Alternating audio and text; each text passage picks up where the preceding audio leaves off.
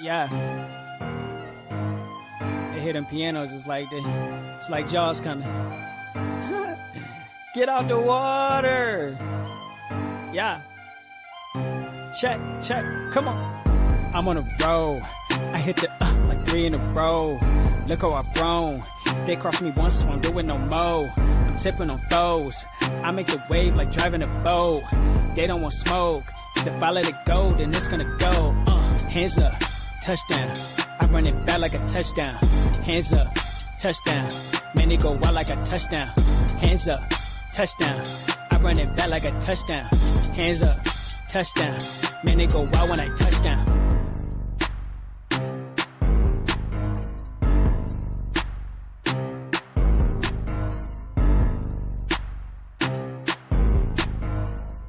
Y'all know what it is. It's your boy JSpenceTheKing, and we are in Vegas. I'm here with Sara Larson. You know who she is, host of the Line the Game show, and she does everything out here. She's doing it all. But we're out here for the Super Bowl. It's a great time. We're at this event with Stevie Johnson and Pigeons of New York. And as you see, it's a lot going on behind us. There's a lot of things happening. We're going to have Stevie stop by in a minute. We're going to be able to talk to him. Our guy, Reid, is here. Buffalo, the Bills fan of the year. Even though he didn't quite get it last night at the NFL Honors, he's here today. We're going to be able to talk to him, get his reaction on how things are going and how he's feeling about the entire trip. And then we had some other stuff happening, so we're going to get right into it. Just want to make sure y'all lock in with everything. Lock in with Sara. She got some good stuff coming, and let's get it. All right. How you feeling? I'm feeling all right. A lot of stuff has been going on this whole entire week. I mean, it's been a crazy schedule, but I mean, I feel blessed to be able to done all the things that we've been able to do. The NFL Soulful celebration was amazing. You got to see all the people get recognized there with Damar Hamlin and Nate Burleson. That was amazing. Yeah. The music was amazing. Last night we got to go see T-Pain. That was, pretty much a highlight too. At least for me it was. But we went out to see Mina Kimes. And Dominique Foxworth, and that was just, felt like one of those things that you got to like walk the red carpet, you got to take a picture in front of ESPN. It feels good to experience all this stuff. Yeah, it do feel good. And speaking of the Soulful celebration that Sara was just talking about, so Damar Hamlin was awarded the comeback. Well, it was like a New Beginnings Award, is what it was called. Right. Again, just like Dell, Buffalo missed out, and Damar didn't win the Comeback Player of the Year award at the NFL Honor Show. Josh Allen didn't win NFL MVP, but it's all good. We got a lot of reasons to be happy. We got a lot of things to look forward to. One thing I do want to say, I don't want to go too far in this show without mentioning that this special, is brought to you by Picasso's Pizza and Fichte, Endl Elmer Eyecare. We're focused on you, and we got the best, most flavorful pizza on game day. We're doing it all. But we're going to talk about them in a little bit as well. So, because I want to make sure Super Bowl's this weekend. So, if you need that pizza, make sure you go get Picasso's. Yes. If you're placing some bets on DraftKings and your eyesight is messed up, you might want to win and put those winnings on Fichte, Endl Elmer Eyecare. But like I said, we're going to talk about that in a bit. But let me ask you. So, you said T-Pain was a highlight for you. For me, I enjoy T-Pain. But for me, I think the highlight is kind of being out here and seeing just our community come together. And I don't mean our community as in just like the Bills, but just football in general. Being out here, I got a chance to kind of run into some folk that you interact with a lot on Twitter or on Instagram and all these other platforms that represent other teams or they cover other teams. So it was cool to, like you mentioned, Mina. So it was cool to see Mina. It was cool being out here knowing that Shannon Sharp is doing a live show down the street, or Sara bumped into Cam at the airport, Cam Newton. So stuff like that, I think, is a really cool opportunity for me to kind of feel like I'm part of a bigger community than I am. Having that actually happen in person is cool to see. Yeah, no doubt. Just walking around, there's a different energy. I think it's always like that in Vegas. The energy is always ridiculous. But when you have things like this, it just adds to it. With the Super Bowl, the draft. I know we talked about it and we kind of joked about it. I kind of feel like the Super Bowl and the draft should be here every year. That's kind of your adult playground here in Vegas, and there's so much to do already. And then you add in the Super Bowl, activities or draft activities, and it just makes it for just an amazing week of things to get done. So still a few more things looking forward to taking advantage of. This event is one of them. The NFL breakfast is tomorrow morning. That's a really cool opportunity for people, and just to go down Media Row, that's going to be another thing that I think will be a highlight. Yeah. It's at first I agree with you. I think the NFL absolutely should take advantage of the fact that Las Vegas has become sort of a sports mecca. Because if you go back just 5 years ago, not even like you don't even have to go back that far, but you go back 5 years ago, and it was almost unheard of to think about sports in Las Vegas. And I think obviously UFC had a lot to do with that being headquartered here, and the Summer League basketball games are here every year. But outside of that, now you see the Raiders have come here and being out here, even though it's a Super Bowl and it's not their time, you can tell that this is a Raiders town. It's not. It's not where, like, for instance, I live in Phoenix, so the Cardinals, they don't have a really passionate fan base. You could tell that the Raiders brought their fans to Vegas. Yeah, no matter where I've went, I've seen a Raiders fan or two at every store, every bar, every location I've went to, and they're we all joke as Bills fans that your whole wardrobe is Bills stuff. Yeah. I feel like that's what I've been seeing with these Raiders fans all this day. week. All day. They don't even be like I said. It's like the Raiders are not even a thing this week, but they're well represented in their town, and I think it's a beautiful thing to see. And it's also beautiful because, like us, we're Bills fans, but we're here. There's a lot of fans from other fan bases as well. So, like I said, obviously the Raiders fans are here because that's where we are. But I've met people from. I've met a Bears fan this week, so it's just so just like you said, Vegas I think is that place, man. Like I would absolutely support the NFL, permanently having something here. I don't know if the Super Bowl is the right, because I know cities would get upset about that. But like the draft, I think the draft should absolutely be here every year, or even like the ownership meetings. The NFL ownership meetings typically happen. They normally happen in Phoenix. I think they're changing that this year. I don't know, but just something has to be in Vegas. Yeah, I mean, I still think that the Super Bowl is probably the top of my mind for that, but obviously you run into some issues because they do have a team now, so it's you're only bringing the income to Vegas, but which most of these towns get a lot of revenue for hosting a Super Bowl. The thing is that I think with Vegas, even little places like New Orleans, you have people who are willing to travel there for no other reason other than to partake in all the events that are going on during the week. So whether or not your team is in the Super Bowl, it's everything else. I don't think you can get that at every city that you go to. So no, I agree. I think it's just different here. I think the whole time that we've been out here, I've been telling you, like, it's just something about Vegas. Just being here. So the last time I was here in Vegas was for the draft, and it was just an incredible time then, and it's an incredible time now. The NFL knows what they're doing when it comes to entertainment, when it comes to I don't hate on the NBA at all, but when it comes to like overall product as far as an entertainment value, they can learn some things from the NFL. Like the NFL is doing it. What are your thoughts on?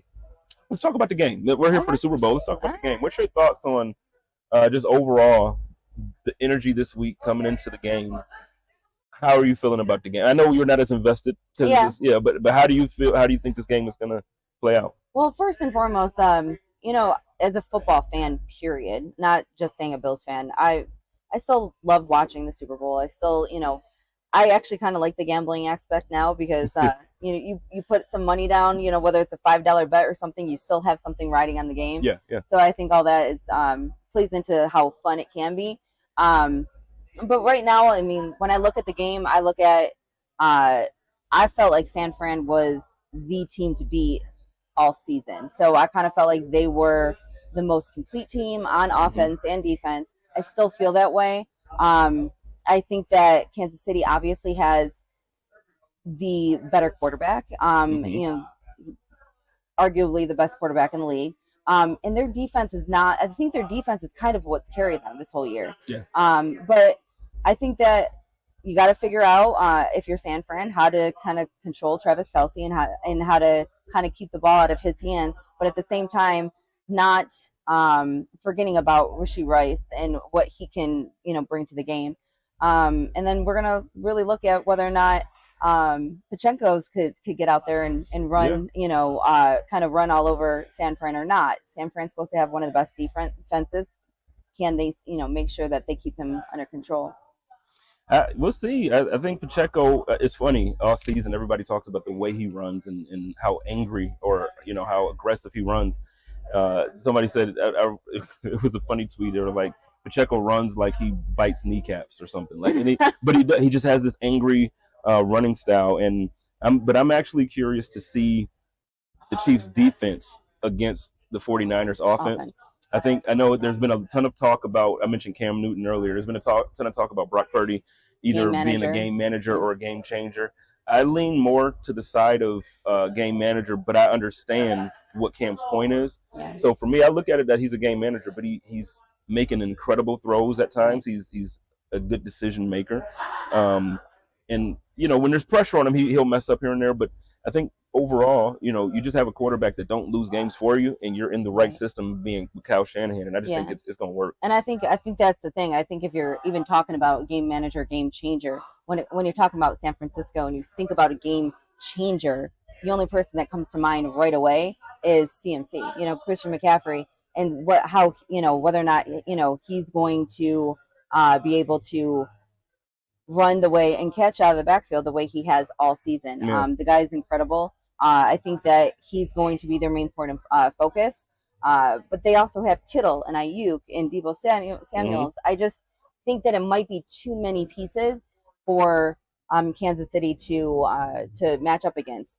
Now, with that being said, if you were to look at both teams, my opinion, I would say it's going to be what team screws up first. That makes a mistake. Makes a mistake, because it is the Super Bowl, and on offense, you got, I would never count the Chiefs out because of Mahomes and Travis Kelce. So I think that whatever team screws up first or the most they're going to be beating themselves in an essence. So I agree, and I think it's important to recognize that we know Mahomes is Mahomes, and at any given point in a game like this, he can do his thing. But one of the things that Sara said is that this year it has been the defense of the Chiefs, and I think it's weird to see. But then it's also in the playoffs. It's just impressive to me how Andy Reid just knows how to win. Flips the switch. He just knows how to win, and it's like to be one of the greatest offensive minds in football. And then you understand, well, this year my team isn't offensively gifted the same way. So let's be a defensively dominant team. And so to see Andy Reid do that, it grew my legend for him in my mind. Like, I look at Andy Reid anyway as a legend. And now it's like, this guy is incredible. Let me ask you this, and then we'll kind of transition here for a second. I'm going to grab Dale, and we'll get Dale Reid in, and we'll have a quick conversation. But let me ask you, because you're talking about all these pieces that Brock Purdy has, right? And there was discussion about MVP for him. Yeah. Obviously, he didn't get it. Lamar Jackson won his second MVP. And there seems to be a lot of uproar about this because there was one voter who voted for Josh Allen and kind of robbed, quote unquote, Lamar of a unanimous MVP. But listen, I think it's fair to look at Lamar and Josh and say they both were deserved. Yeah. But I brought up the Brock Purdy situation to lead to this question. So when we're talking about Brock Purdy, we're talking about the 49ers and the MVP conversation and Lamar and Josh. I think out of everybody, Brock probably has the best situation. Yeah. So when you look at that, it's tough for me. I agree with you. It's tough for me to say Brock could have or should have been MVP because Christian McCaffrey had 20-plus touchdowns this year. It's just tough. So the question, there was a long-winded introduction to this question. For you, when you're looking at these guys in this MVP conversation, and I want your reaction to last night. I want your reaction. So when you're talking about these guys, what is it that qualifies or separates or, because obviously Bills fans are upset that Josh didn't get it. So what is it that would qualify you to say, you know what, Josh didn't get it, but Lamar was deserving too, or if Lamar wasn't deserving in your opinion, like just right. I first and foremost, I'm not going to say I don't think Lamar was deserving. I 100% think he was deserving. Do I think he was as deserving as Josh? Yeah, to a certain extent. I feel like if we're going to look at stats and only stats, I think that Josh Allen Number one had a better statistical year than Lamar did, but I also think he's more important to the Bills team as a whole. He had, I think, 80-something% of the offense ran through him. So if we're talking about MVP, to me, that's the most important person to a team in the NFL. And I honestly think that is Josh Allen. I do not think that if we had any other quarterback under center, that this team, maybe other than, Mahomes, that this team would have even won 11 games this year. So I really do think that Josh has been overlooked a little bit. But with that being said, there's two things that Josh had that Lamar didn't: the turnovers and the win-loss record. So we all want to go back and forth and say whether or not wins are a quarterback stat or not. But when it comes to the voters, it definitely factors into it. Lamar had the best, not only the best record in the AFC. I think it was in the whole NFL. I think it was they had a game over. They had a game over the NFC as well. So when you factor in those things, do I think that you can plug in another quarterback in Baltimore and they still would have had the same success? I think they would have had almost the same success. I don't think it would have been exactly the same success. So I would discredit a little bit of if the backup quarterback was in there. That defense really, to me, won quite a few games for Baltimore Baltimore throughout the year. So I am disappointed that Josh didn't win MVP, but I'm not going to take that away from Lamar. There's no reason to take that away from Lamar. Now, with kind of switching that gear and talking about, because the question kind of came up because of Purdy. To me, Purdy and I kind of died on that cliff all season long. He has the most weapons on offense, in the NFL. I don't think if you took Purdy and put him on any other team in the NFL, you've made that team better. Right. So I think that the team makes Purdy better. And that might be harsh to say, but that's just kind of how I feel.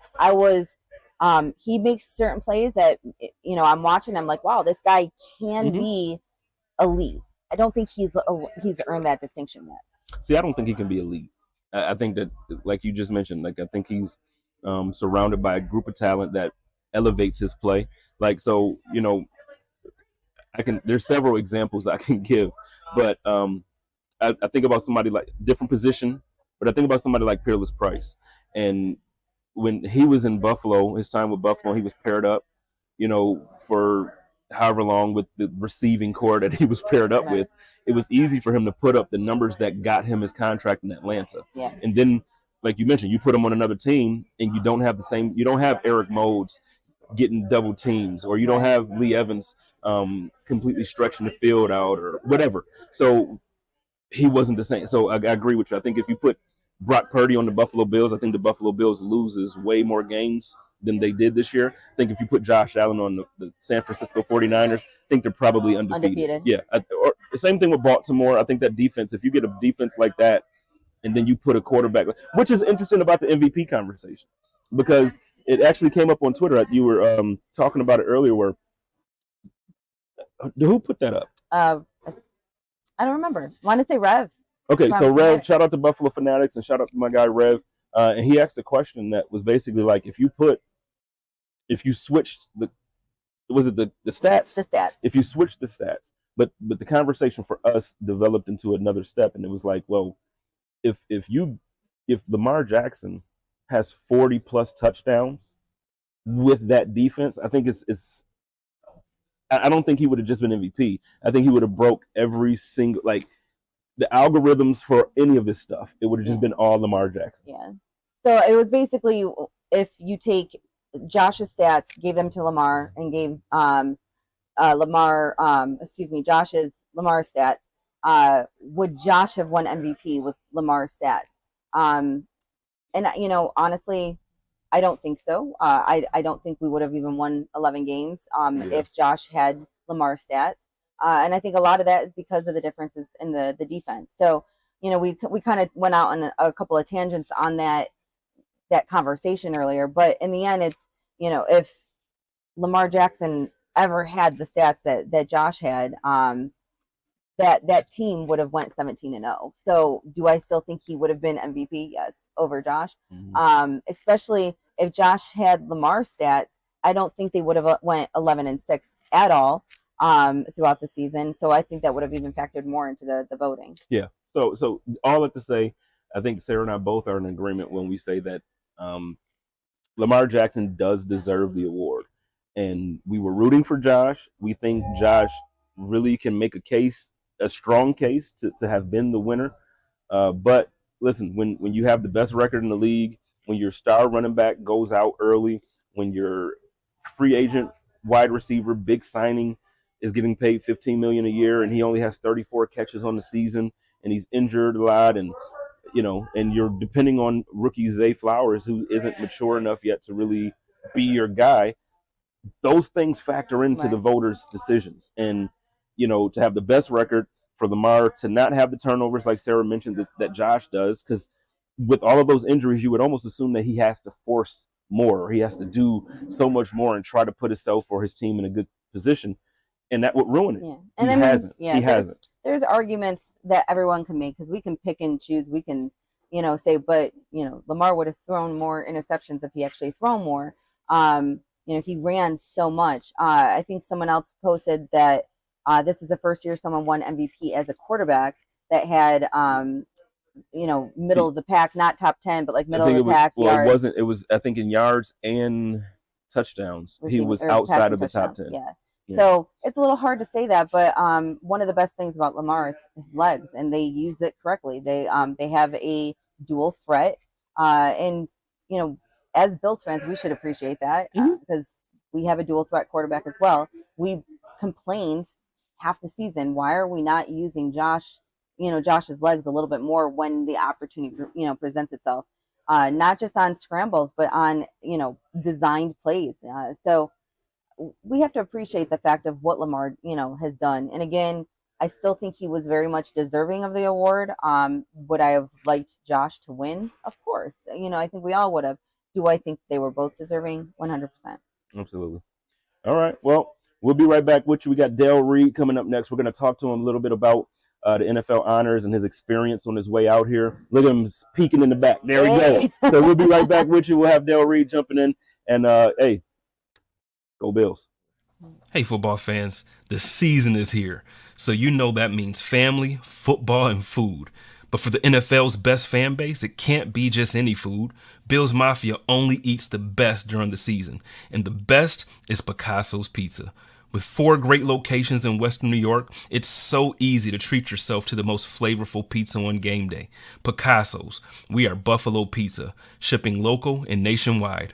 Order online at picassospizza.net. All right, ladies and gentlemen, we're back, and I got Buffalo's Fan of the Year. I know it didn't work out the way we wanted it to, but we got the guy. What's up, Dale? What's going on, man? Thanks for having me. It's good to see you, man. I felt for you last night, but I know you, so I know it wasn't a bad experience at all for you. So tell us a little bit about it, man. Just the overall experience. I saw some of the pictures and videos you posted, like coming and all that. So just let everybody know how it's going. Yeah, it was awesome, to be honest with you. I saw a lot of people that were kind of upset that I didn't win, that Tom won. I've met Tom. I got to work with him over the summer. Great guy. What he did, he absolutely deserved NFL Fan of the Year. I'm happy for him. Good. So, and I was a part of that in a way. So yeah. I'm claiming 1%. I'm claiming 1% of the NFL Fan of the Year. But honestly, I don't care. Like, I mean, not in a bad way, but like it's totally cool. Bills are all that matter anyway. Mm-hmm. So it's an honor. Earlier, Sarah and I were talking about the honors overall. So, it wasn't just you that got snubbed. I think the Bills fans obviously are very upset about Josh.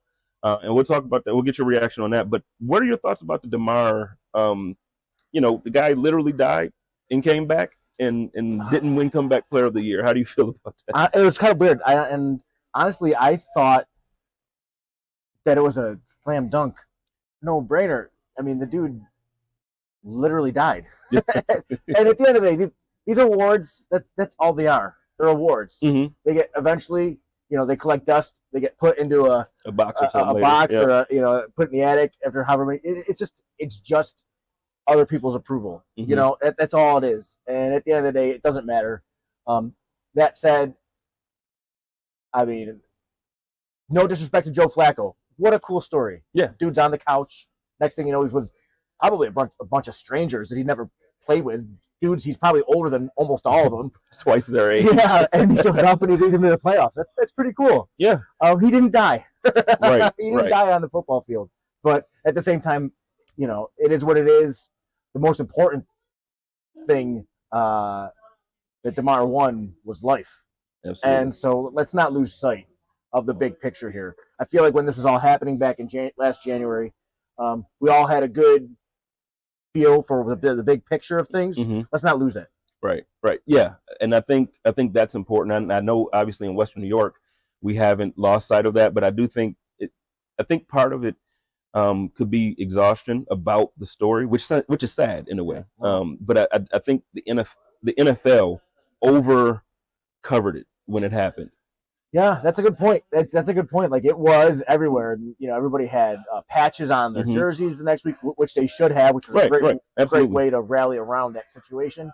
And that might be the case. But at the end of the day, like, all these awards, you're involving humans. Yeah. Humans aren't perfect. Humans have their own opinions and whatever. So, yeah, it is. Like I said, he won life. So that's all that matters. Yeah. Well, I'm just happy that like the perspective you have, I feel like it's the same one that DeMar has as well. So the other night at the Soulful Celebration, which actually will air tomorrow night. So when you hear this, the Soulful Celebration airs tomorrow night, but DeMar won the New Beginning Award that night. So I still feel, like you mentioned, it's just validation from other people, but I still feel that the NFL recognized and said, like, hey, man, you got a new beginning at life, and this is a beautiful thing. So, you know, we're there, man. But I see you repping the team, man. We got Poncho's Army out here in Vegas as well. Is there anything going on charity-wise coming up for you? I know 26, you know, we all know the brand. We know the brand. But is there anything special that you have going on that you kind of want to highlight? Or every Monday we're rolling out a new campaign to help a different, you know, family in need. And so, you know, whenever this gets posted, you know, this past Monday we just started helping somebody, and this next Monday we're going to start helping somebody. When I say we, I mean not 26 shirts, but the community that supports us, that, you know, either buys the gear that's supporting that family or clicks through to the GoFundMe that family may have that we would link to. So we're just still grinding, doing it, and looking forward to hitting $2 million total soon. But we'll get there when we get there. It is crazy. It is crazy. It is crazy. That's crazy. And I tell y'all what, I know you all know this, but lately I feel like they've at 26 Shirt, the creative ideas that they're coming up with, I think they own a ball right now. So I think, you know, every Monday, be on the lookout for those drops, because they're getting, listen, it happens. The more you practice, the more you do it, you get better. But they got fire now. Like, I feel like some of this stuff, I know it's on their showroom. They need to talk to, like, the Buffalo store or the Bill store. Get some of that stuff in there because it's fire. But that's kind of you. You got a good team. I'm not taking any credit for that. I got a good team. You do. I got to come back and visit again, get another burger. Yeah, let's do it. So, ladies and gentlemen, you have it right here. Your Buffalo Bills Fan of the Year, Mr. Del Reid. Man, thank you so much. Oh, man, I appreciate the invite to come on, and what an awesome thing Stevie's doing today, and it's cool to be a part of it. Yeah, Stevie's killing, man. We're going to have Stevie soon coming up next. So, again, stay tuned. Go Bills. Go Bills. Thanks.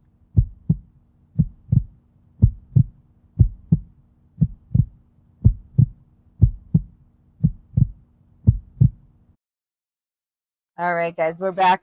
We are going to do Slice of the Game segment presented by Picasso's Pizza. Like Spence said earlier, make sure you go and pick up your pizza for the game day on Sunday. So my question to you is, for each team, who is the X factor that you feel like for the Super Bowl, whether you want to do the Chiefs or the 49ers or both? And outside the usual, we always say Mahomes, for the Chiefs and whatnot. Who do you feel like is going to have a serious impact on getting that Lombardi for one of the teams this year?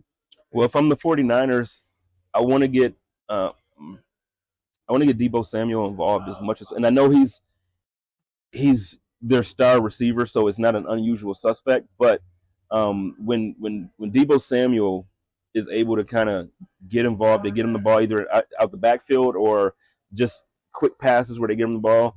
What he does is he opens the game up for Christian McCaffrey. Mm-hmm. And in a game like this, you want your best player to have his best game.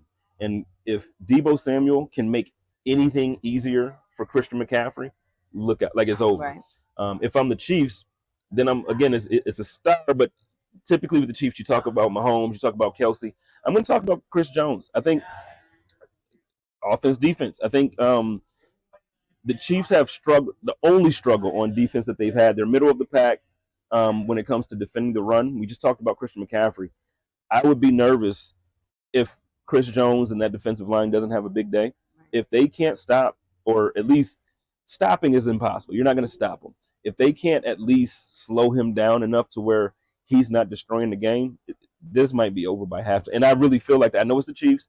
I know earlier I was talking about how Andy Reid is just a great legendary coach, and he's switched up this year to be defensive. But I really, all season, I've been saying that the San Francisco 49ers are the best team top to bottom. And I think they've proven that game after game after game. They've lost a couple. Obviously, the Baltimore loss was ugly in San Francisco. So they've had some ugly losses, but I just think they're too complete of a team. And I think at this point, they're healthy. Like, how do you come into the Super Bowl fully? Like, that's insane. And Nick Bosa's pissed off because he didn't win the Defensive Player of the Year award. So, I just think the 49ers, I don't know. It's Mahomes. I don't want to bet against him. I get it. A lot of people are like, I've learned my lesson. But I got to go with the 49ers for those reasons. Yeah. Now, you made a good point when you talked about Chris Jones and the Chiefs and whether or not he could be the X factor, on not only defense, but for the game for the Chiefs. I kind of looked at it one way. Both teams are very good at adjusting at halftime. Yeah. So I think that's going to play a huge part. I don't think any team, either of the teams, would be able to come back. Excuse me. Let me rephrase that. I think that because the way I'm going to say it. I think that the Chiefs can fall behind, make adjustments, and then the second half come out and kind of just go crazy and win the game. I would have never said that about the 49ers. I felt like they're good at making those changes, but I would never have thought that they would be the team to come back in the second half. And with, Purdy as your quarterback, putting all those points up and coming back for a win until I saw the NFC Championship game. Mm-hmm. So before that game, I would have been like, they can't fall behind. There's no way they can fall behind. They ain't coming back, especially against Mahomes. But now I'm kind of equally like, it's going to be the team that can make them, the adjustments the most. Mm-hmm. But when I'm looking at specific players, I would say for the Chiefs myself, it's going to be getting one of the other wide receivers available and actually catching the ball, whether it's MVS or however they're going to do it. I don't even know if Tony's going to be playing. Is he still? I don't know if he's going to be inactive or not. If he's still fake injured. But that when you were talking, that's why I picked up my phone, because I was actually going to tell everybody. So the Chiefs, obviously, they don't trust him, and they shouldn't. He's been terrible. He's been terrible. But there are odds plus 1,100 on a Kadarius Toney touchdown. Oh, wow. In the Super Bowl. And I'll tell you what, I know people say, well, Patrick Mahomes, why would he trust him on the biggest stage when he couldn't trust him during the season? What I will tell you about these guys in the NFL, they love stories, and they love redemption stories, and they love proven, they love that. So I could absolutely see a scenario where if it's there and Mahomes takes it, this guy uses this as his motivation going forward, and I think Toney could have a decent, showing. But if he's active, we'll see. If he's active. When it comes to the 49ers, for me, obviously you always have the usual suspects, which we were trying to avoid with Deebo Samuel. I think Ayuk is just as much of a star, but I'm going to go kind of a little bit differently. I'm going to say they need to get George Kittle involved. And I think that if he's involved, that's going to take some of the linebacker, the pressure off of Purdy, because to me, they're going to have to pay more attention to him. Absolutely. So I look forward to seeing him. I don't feel like he was as involved as he should be throughout the playoffs. So I think that they're going to focus a little bit more on that.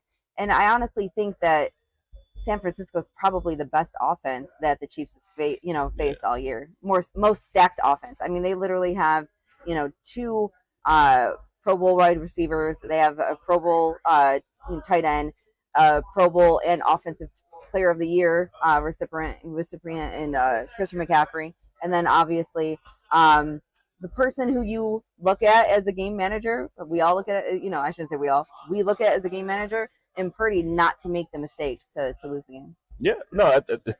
Every point you make, you spitting, you cooking out here. Wait, can I say that women are cooking? I saw somebody get in trouble. Yeah, someone got in trouble. Yeah, somebody got fired from work from saying let her cook. So I'm not gonna say let her cook, but you doing that. That's a good take. You didn't tell me to go make you a sandwich. Yeah, don't.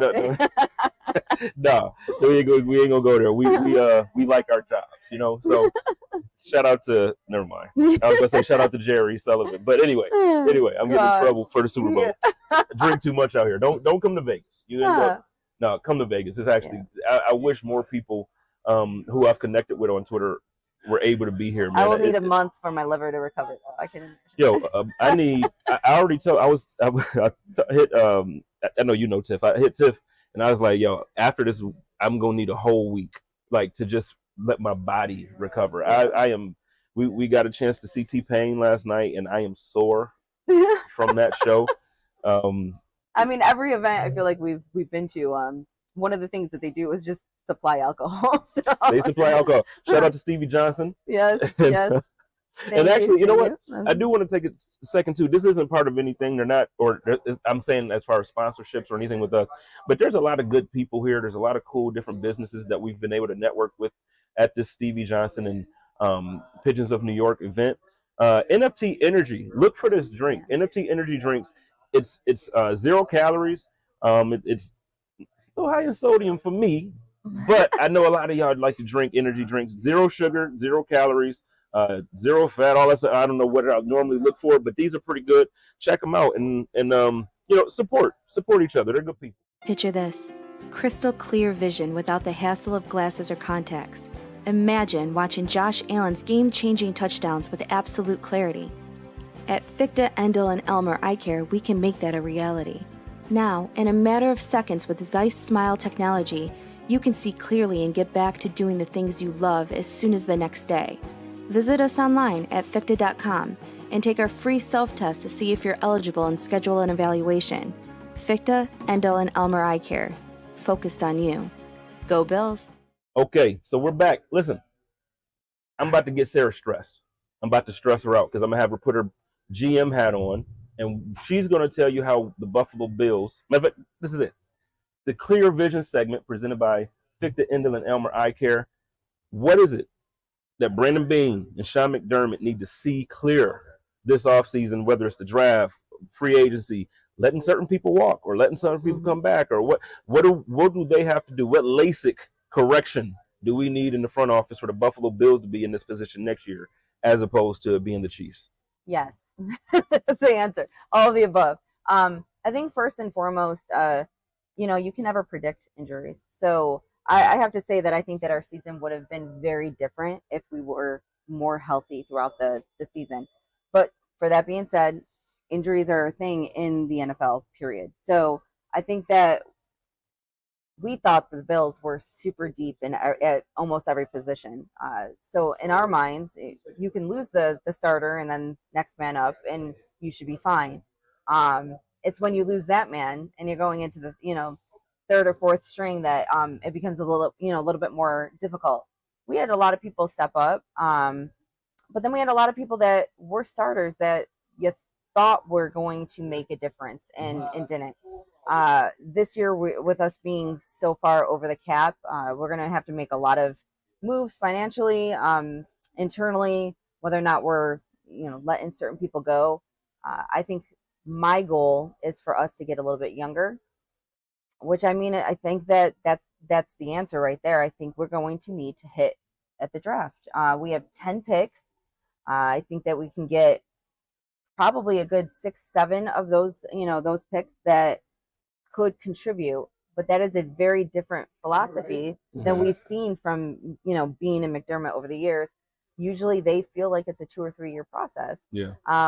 But it worked for Kincaid last year. Now obviously every rookie has that freshman wall that we or rookie wall that we all kind of talk about, where around game 12, all of a sudden, production falls off a little bit. And I think that happened a little bit to both Kincaid and Osiris throughout, the season. But I'm looking forward to our second and third year players coming in and really contributing this year. But we have to have the rookies contribute as well. Yeah. So I put that completely on Bean and our scouting team, and I hope they can, hit. I think that if you get 60% right, you feel like you won the draft. Sometimes you don't know if you got that, that 60% though for a couple of years. But I really think that for us to succeed, kind of just like what Kansas City's done the last couple of years, they've really drafted well. And you have, seventh rounders starting.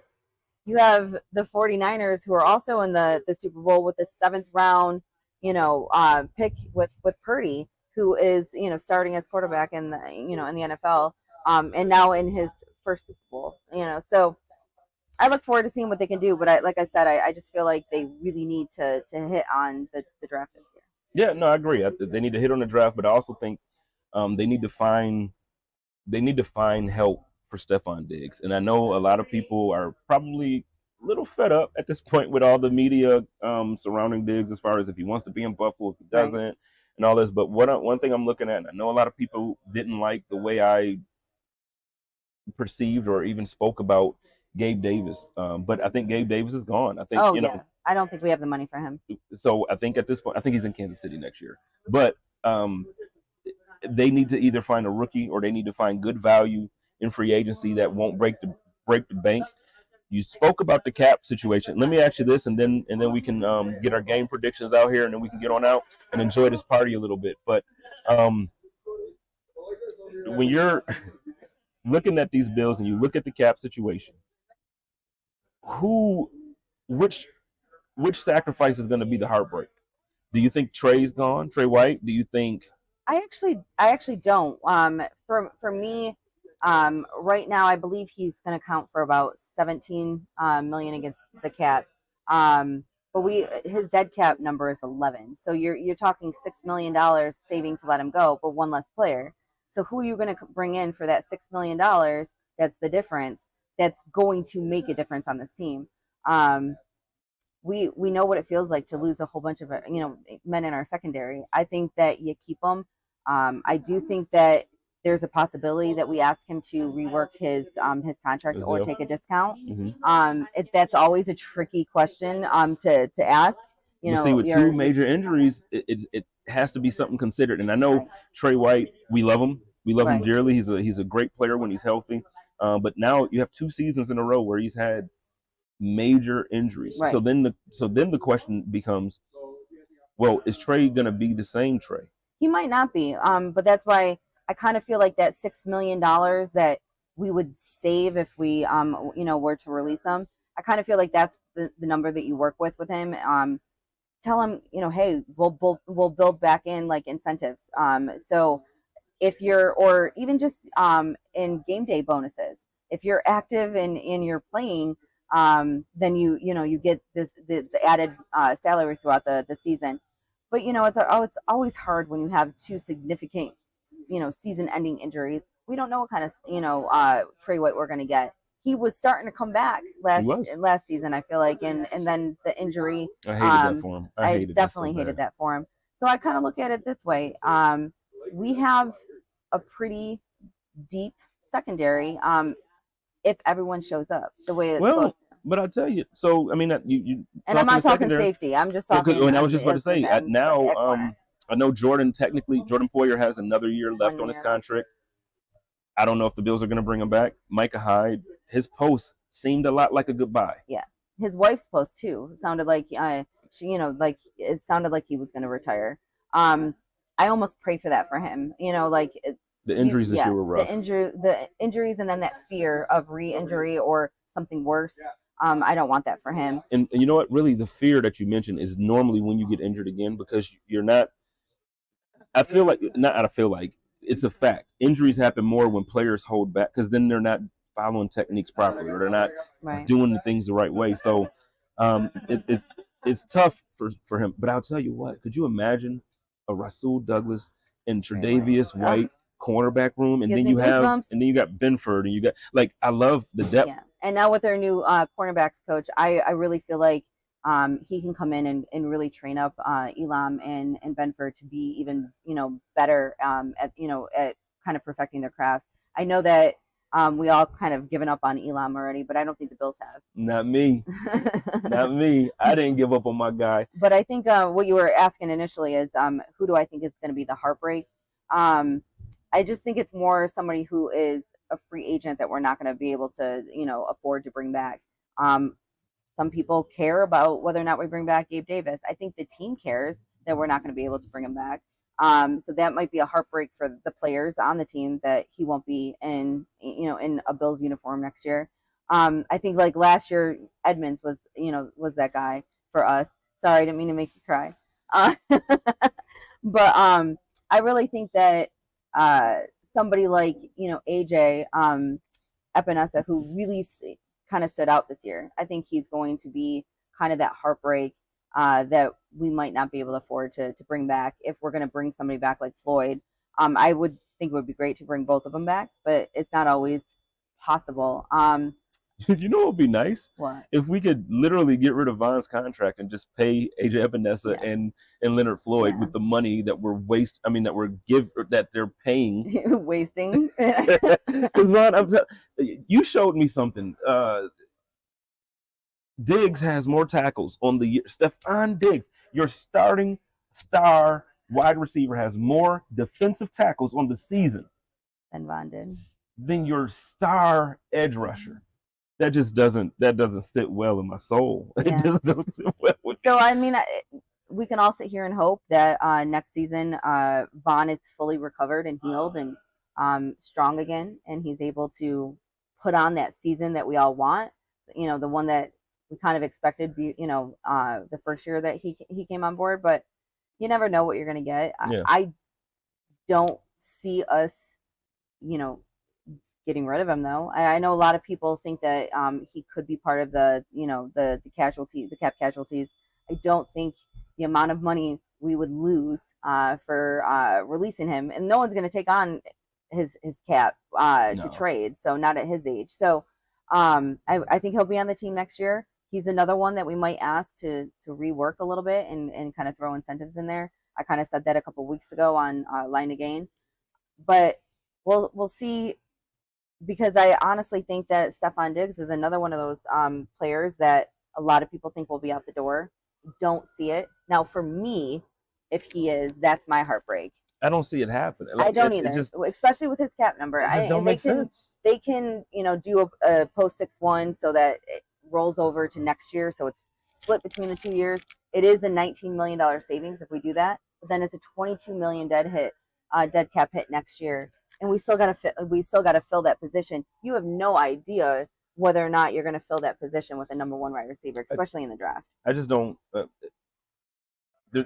I'm agreeing with everything you're saying. I'm adding to it by saying, in my mind, there's no way the Buffalo Bills will pay Stephon Diggs to play for another team.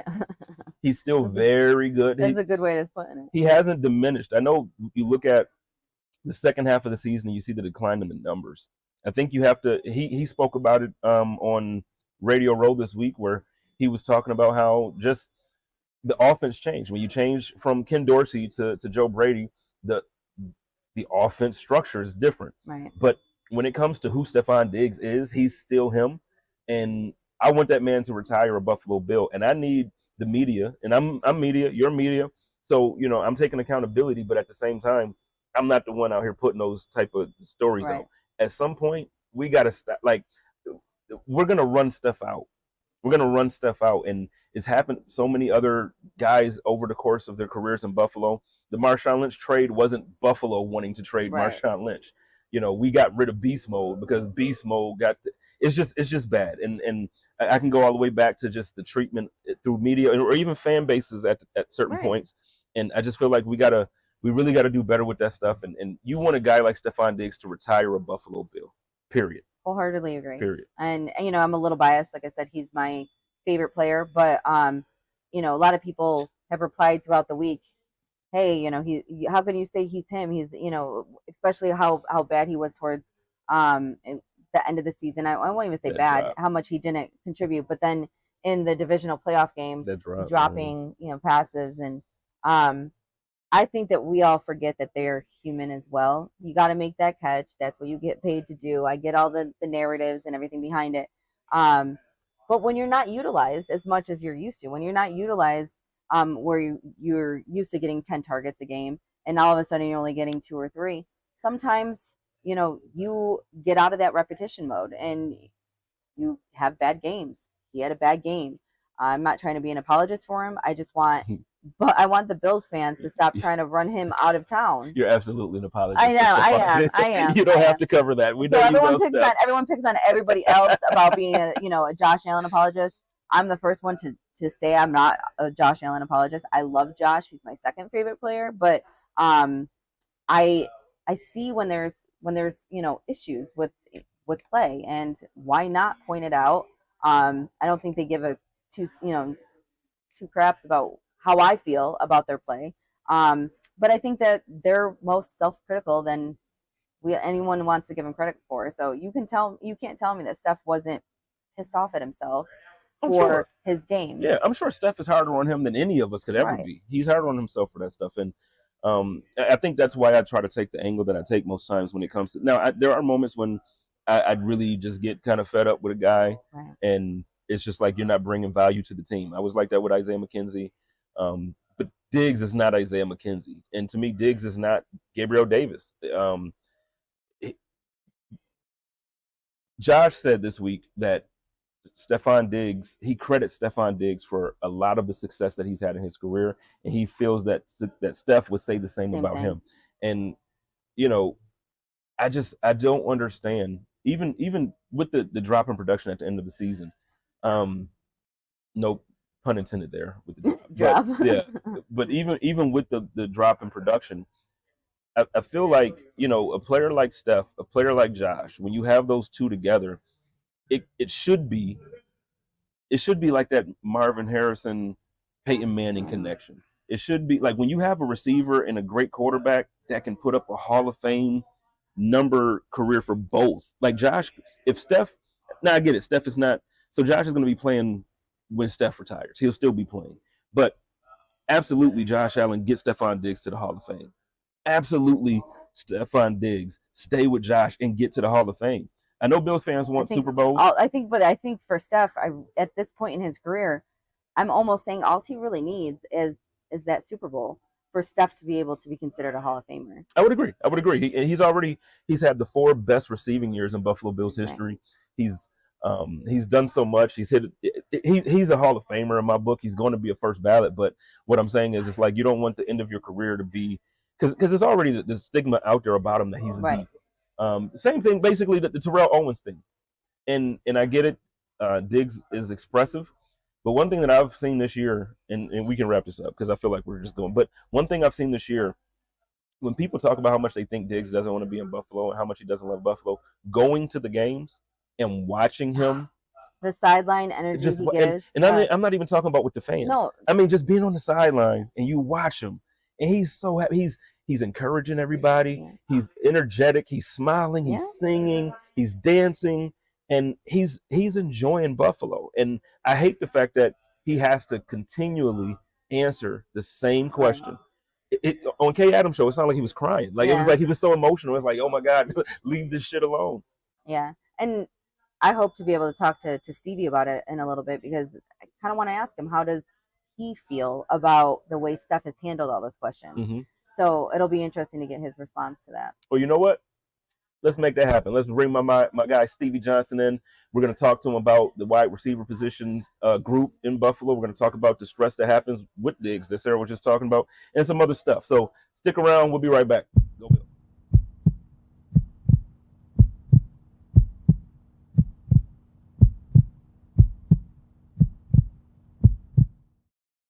All right, guys, welcome back. I am honored, I have to say it. I get to be joined with Buffalo Bills legend, Stevie Johnson. I get a few minutes to kind of geek out myself. I do a co-host with Jerry Ostrowski on my podcast.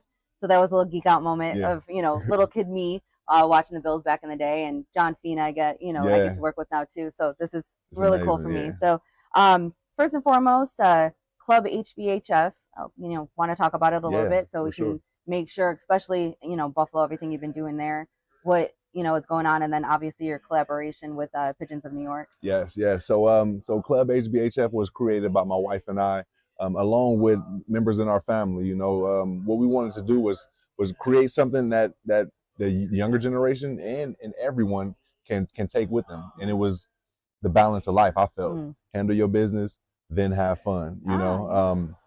You can't. I feel like you shouldn't do one without the other. And if you want to scrap the having fun part and just handle biz.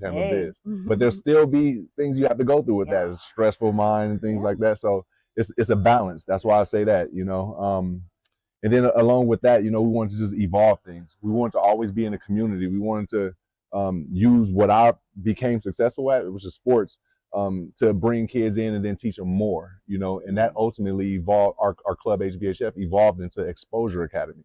Right. And the Exposure Academy allowed us to take student athletes and entrepreneurs and go even further with them. Instead of just teaching them football skills for an hour or 2 hours, we spend weeks with these kids now, and we prepping them with more than sports, So I'm really proud to be a part of this program that we created, and I'm also very proud at the support that we've had, right. And it all starts with Buffalo, right.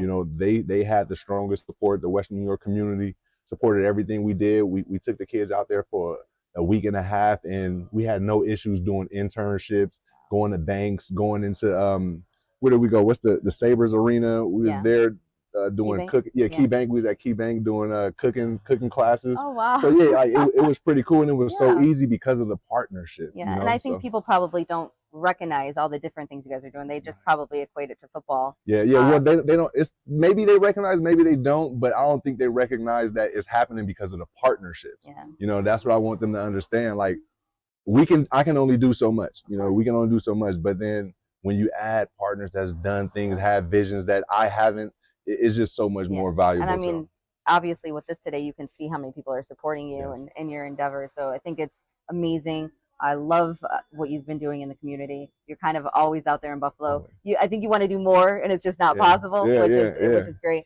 Kind of want to, flip the script a little bit here. As a wide receiver, I'm sure you've seen all the stuff with Stefon Diggs, this season. We went through it last season. We kind of, hoped we weren't going to go through it again this season. But he's been on Media Row a little bit this week, and I think, he's talked to King Adams a couple of times, and he's made a couple of comments. Again, kind of not making Bills fans feel confident that he's going to be back next season. Maybe. My first question to you is, do you feel like he's going to be back? And then the second question is, how do you feel like he's handling the situation? He's my favorite player currently on the Bills. There's a part of me that's like, well, you just dead the narrative. But at the same time, like, he's human. Like, of course he's got to feel the way he feels and let him express himself. So how do you kind of feel about both, whether or not he'll be here and how he's handling it? I do think he'll be here. I think it's a special connection. Once you've seen Josh get teamed up with Stefon, you just seen the evolution of the offense, the evolution of those individual players, and it'll be hard for me to see him leave when you just accumulated 400 catches in 4 years. He missed one. We all, et cetera, et cetera. It happens. We know we didn't want it to happen, but at the same time, I don't think that one was enough for us to move on from a guy like that. I still think we add a different type, or we just evolve other players into that space creator role. I just think he needs some more help. That's it. I don't want to look forward to a season without Stefon Diggs and potentially, I won't even say potentially, I don't think Gabe Davis will be back. That would be a very different Bills team heading into next season. Yeah, I'm always hopeful, and I feel like what they call it, the salary cap is a myth. Yeah, Well, and I'm pretty well versed in that, and I found a lot of creative ways to create money. I just don't see that, with as many players that we're going to have to sign to the squad, that we'll be able to bring. Realistically, I feel you, but I'm always stay hopeful. We go keep everybody, even Gabe, and then we go bring Keenan Allen. I keep on vouching for Keenan to come through. I just feel like that play style is Keenan what will have we to need take to add. a nice discount though. That's cool. That's cool. Look, you already got $100 million, probably. You know what I mean? Yeah. Accumulated through the There you years. go. Come sacrifice a year and come ball with the Bills. I think that's for everybody out there, all you players out there. Come experience the Bills Mafia, man. Sacrifice a year of your money, and then win a bowl, and then you'll get more money later on. Right. And I think Keenan would be amazing in this offense. Yes. I think with him, it's just whether or not he'd be able to take that discount and to come out there. But imagine Stephon Diggs and a Keenan Allen. I even like Kincaid. If we don't go get Keenan, I know that's a big ask, but we have Kincaid, who I feel like is a excellent space creator. First year, I felt like when I seen him in the Pittsburgh game, I was just like, yeah, he can get 100 catches if we just force it to him.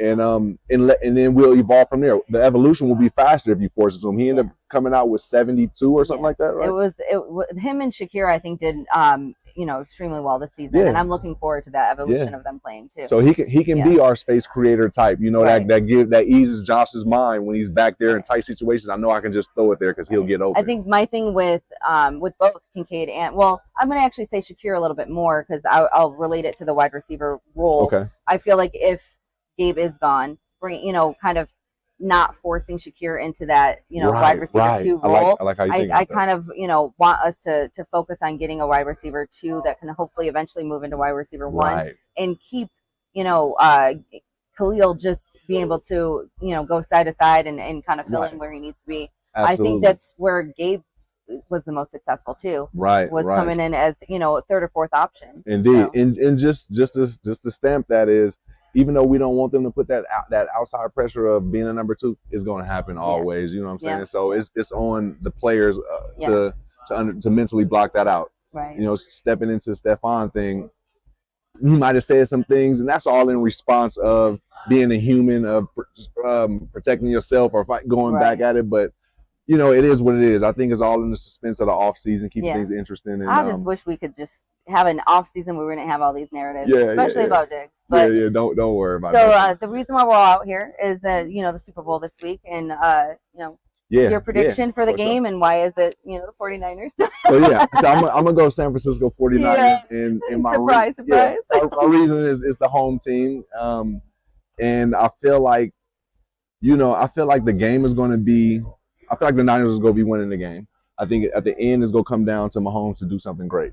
You know what I'm saying? And I feel like that's how it's going to play out. Either we'll make that stop on 3rd down or 4th down, and then we'll win. Niners will win the game, or Mahomes going to do something great again. So you think it's going to be a close? You think it's going to be close? Okay. Yeah, it's going to be down to the Chiefs to make a play, and it's going to be either an out route or a corner route to Kelsey. And it's like, again, you guys couldn't stop the corner. Kelsey's going to drop it. No, I don't know. Like, I want the Niners to win, but I don't want, I don't want no negativity for anybody. I'm that type of dude. If he get open and he make it, man, proud of him, proud that he made it. But I don't want no injuries. But I just think it's gonna come down to that last couple plays, and that's gonna make it even special. It's kind of how Mahomes always ends games, right? Right. So I'm looking forward to that.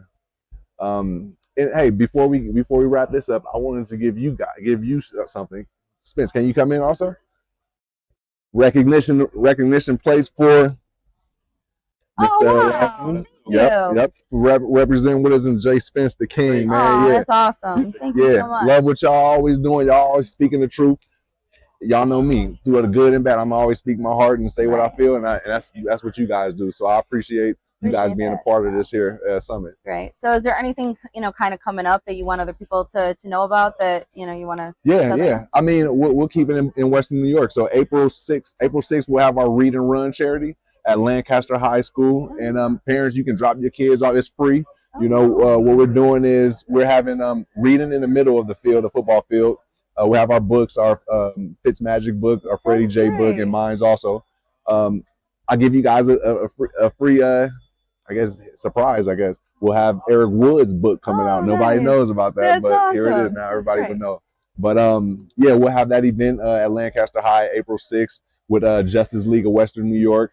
And we'll also have like I said, the track around, we'll utilize that for exercising events. Let's just hope the weather holds up for y'all. Yeah, for sure. If it's not, it'll still be a cool shot. You know what I'm saying? And letting them know that we still in the community supporting. Great. Well, thank you so much for joining us. And this event is amazing. And everyone check out Club HBHF and, Yes. and everything Stevie's doing in the community. Yes. Oh, hey, shout out to Red Zone Football, redzonefb-hbhf.com. And then you We can get talked your about own, that earlier your as own well, unit. so great. Indeed. Interactive game, all inclusive for everyone, So Awesome. that's how we get Great. it. Thank you, Stevie. Love. Hands up, touchdown. I run it back like a touchdown. Hands up, touchdown. Man, it go wild like a touchdown. Hands up, touchdown. I run it back like a touchdown. Hands up, touchdown. Man, it go wild when I touchdown.